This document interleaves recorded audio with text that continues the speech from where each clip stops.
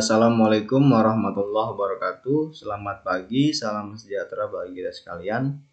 Kita masuk pada sesi kedua, yaitu tentang perbandingan jasa pelayanan era fee for service dan era tarif paket inasi bijis. Ya, selama puluhan tahun ya, praktisi di rumah sakit ini sangat familiar dengan model fee for service per jenis layanan ya.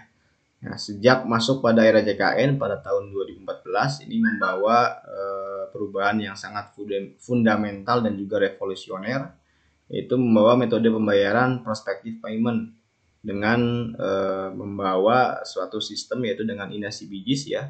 Dahulunya sebelum inasi bijis ini memakai INA-DRG ya. Ya, ini sudah dipakai di metode pembayaran di Jamkesmas maupun Askeskin. Nah, ini sudah ada 3 perubahan secara besar ya dari INA-DRG menjadi inasi bijis. Nah, dari mulai masih manual, terus memakai V-claim maupun sekarang sudah memakai electronic claim ya. Nah, ini membawa perubahan fundamental dan juga revolusioner di pembayaran di rumah sakit, terutama dalam pembagian jasa pelayanan di rumah sakit. Hal tersebut menjadi kendala dan tantangan yang berat untuk mengubah paradigma tersebut yang sudah mengakar ya, membudaya dan juga mendarah daging di rumah sakit ya, karena tidak mudah merubah mindset ya seorang dokter maupun tenaga kesehatan lain yang biasanya sedang memakai fee for service menjadi pembagiannya dengan PPS ya, Prospective Payment System.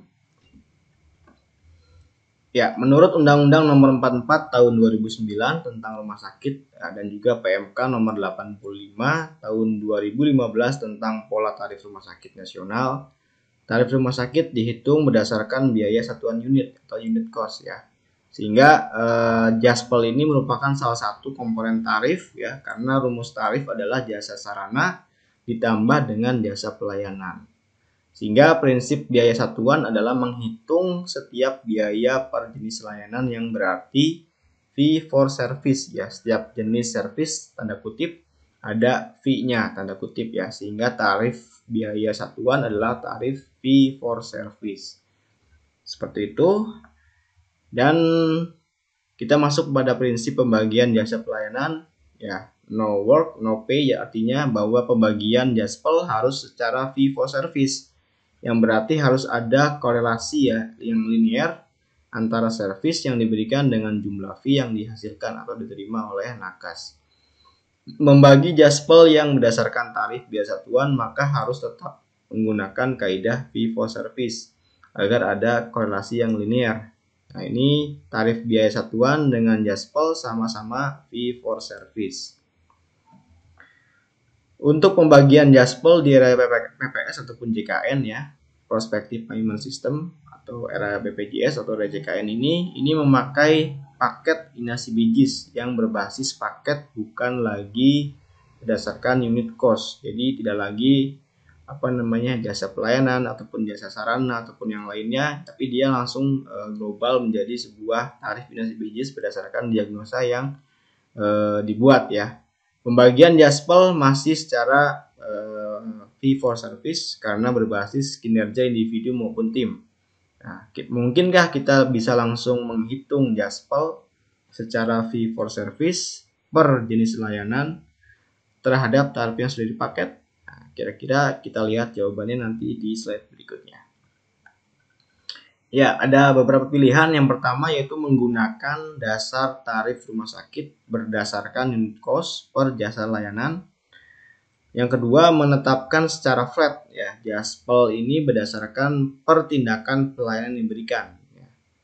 Kedua opsi di atas tentu mengabaikan tarif dari inasi bijis ya. Yang pertama ini menggunakan dasar tarif rumah sakit, jadi dia mengacu pada penyusunan tarif rumah sakit yang berdasarkan unit cost, jadi tidak mengacu pada tarif paket inasi bijis. Nah, ini akan sangat berpengaruh ya, karena kita dibayar secara paket, namun rumah sakit membayarkan jasanya dengan cara tanpa melihat inasi bijis, tentu akan sangat berpengaruh. Yang kedua, menetapkan secara flat ya. Jaspel ini berdasarkan pertindakan pelayanan yang diberikan. Ini juga tidak mengacu pada paket Inas Bijis yang menjadi acuan BPJS untuk membayar rumah sakit, sehingga akan menjadi bias karena dia hanya melihat pertindakan ya. Jadi misalkan tindakan X dihargai X rupiah, tindakan B dihargai Y rupiah, mungkin seperti itu, tanpa melihat bagaimana nanti BPJS membayar kepada rumah sakit yang mengacu pada diagnosa maupun tindakan yang diberikan oleh rumah sakit tersebut. Tentu akan mempunyai dampak ya, apakah nanti tarif yang BPJS yang membayarkan itu lebih rendah dibandingkan tarif rumah sakit atau lebih tinggi ya. Ini akan jadi masalah di kemudian hari. Ya, dampaknya apa saja? Pertama, masalah yang akan timbul jika tetap menggunakan tarif rumah sakit sebagai dasar perhitungan Jaspel adalah yang pertama ya, jika tarif Inas Bijis lebih kecil, maka RS harus melakukan subsidi ya untuk nombok istilahnya, istilah mudahnya nombok ya terhadap jasa pelayanan. Sehingga nanti risiko subsidi akan menggerus biaya operasional rumah sakit dan akan mengganggu cash flow yang dapat menyebabkan kolaps rumah sakit ya. Kebutuhan pembiayaan operasional dan pemeliharaan RS lebih besar dari ketersediaan dana operasional yang dimiliki rumah sakit ya. Bila kita lihat ini banyak terjadi di awal-awal pembiayaan ataupun JKN berlangsung ya.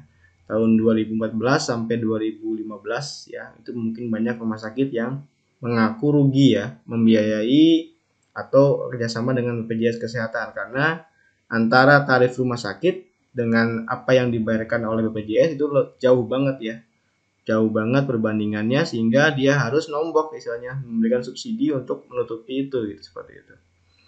Yang kedua adalah jika tarif paket Inas Bijis ini lebih besar, maka rumah sakit akan tetap memberikan Jaspel sesuai perhitungan Jaspel dari tarif rumah sakit ya, seolah-olah mengurangi Jaspel dokter, sehingga berpotensi menimbulkan protes ya dan ketidakpuasan dokter serta pemberi pelayanan langsung lain seperti ya perawat, bidan ataupun apoteker ataupun radiografer ataupun yang lainnya ya, sehingga dia akan menghilangkan kepercayaan daripada dokter dan juga nakes lainnya.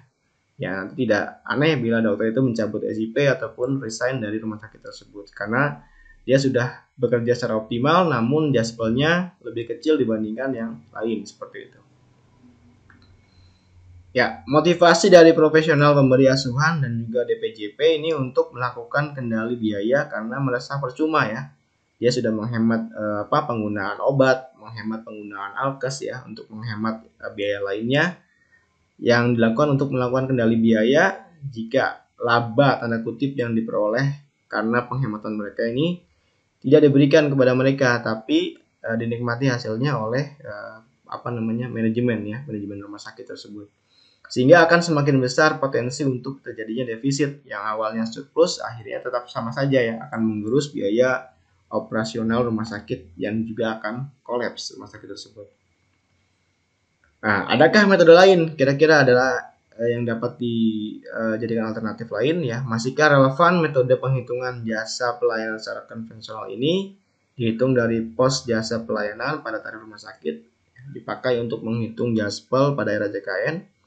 Jika dianggap sudah tidak relevan, adakah metode lain ya? Ini jawabannya ada, yaitu dengan cara melakukan konversi dari tarif paket CBGIS, Inas Bijis, menjadi ala rumah sakit ya, yang dipecah per jenis layanan, atau dengan metode yang lebih tepat lagi melakukan proporsi terlebih dahulu sebelum melakukan konversi.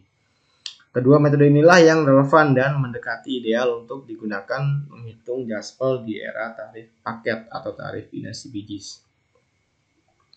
Ya, demikianlah